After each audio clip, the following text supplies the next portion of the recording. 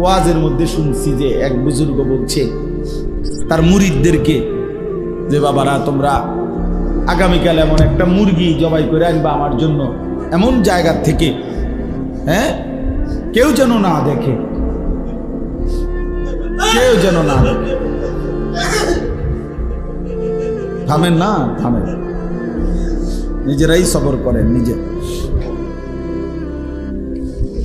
তো পরের দিন সবাই মুরগি জবাই করে আনছে একটা একটা, শুধু একজন মুরিদ একটা জীবিত মুরগি আনছে।